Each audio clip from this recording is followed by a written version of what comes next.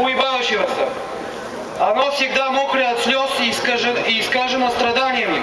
Многие из нас, иностранных студентов мои, не знают войны, особенно Второй мировой войны. Они не знают ее запаха и мрачных звуков канонады.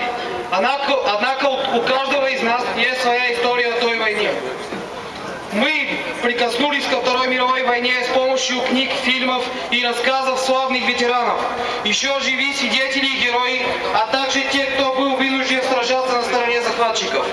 У нас, иностранцев, у наших отцов, матерей, бабушек и дедушек тоже общая семейная память о войне. Мой дедушка, болгарский поэт профессор Георгий Веселинов, воевал на реке Драва в Балатонской операции в составе первой болгарской армии 3-го Украинского фронта. Его именем даже назвали улицу в Софии.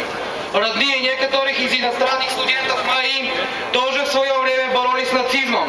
Однако есть особо непокорный народ, который принял на себя главный удар и сломал силу нацизма. Народ, который принес наиболее число жертв на алтарь этой войны. Народ, чьи матери пролили наибольшее количество слез по своим сыновьям и дочерям. Народ, который защищал Москву, Ленинград и Сталинград, который разгромил немецко-фашистские войска под Курском, Киевом и Белоруссией, который брал Вену, Будапешт и Берлин, и который освободил народы Европы от тирании фашистского режима, после чего благородно помог им встать на ноги. Талант советских генералов и великий подвиг обычных солдат заслуживает восхищения и чести.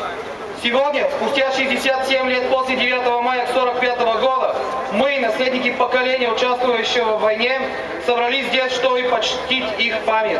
Мы, граждане Российской Федерации и студенты разных стран мира, разделяем общечеловеческие ценности, а именно уважение и понимание между разными народами и культурами, любовь и солидарность между людьми, благородство, стремление к прогрессу и развитию всех людей на свете. Всему этому мы учимся здесь, в России, в Москве, в Московском авиационном институте.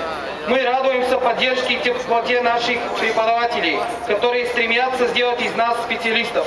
Мы входим в 21 век и вместе строим свое будущее и будущее нашего мира. Мира, который мы оставим следующим поколениям. Мы наследники тех людей со всего мира, которые отдавали самое драгоценное – свою жизнь во имя борьбы против агрессии и тирании, вели борьбу за мир, процветание и благополучие.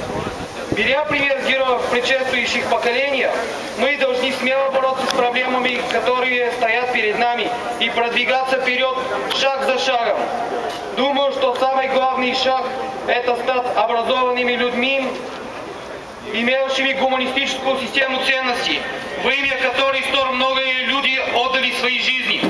Россия сегодня – надежда для многих людей в мире. Она смело идет по пути модернизации, процветанию и не поддается дешевыми провокациями. Россия – благородная глобальная сила, которая стремится к мирному сотрудничеству с остальными государствами мира.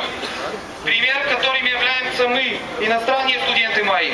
Уроки Второй мировой войны оказываются важной вехой и в мирное время, когда мы применяем инновации и современные технологии в областях, которым мы себя посвятили. Когда развиваем уже достигнутое и работаем над развитием новых идей и технологий. Уважаемые ветераны, приемники и близкие сражавшихся в Великой Отечественной войне, коллеги, мы, иностранные студенты, учащихся здесь мои, гордимся возможностью присоединиться к вашей памяти, быть с вами в этот день. Каждый народ настолько велик, насколько значимы его дела. Покон и вечная память жертвам и героизму павших. Слава народу победителю, слава народу богатырю. Ура!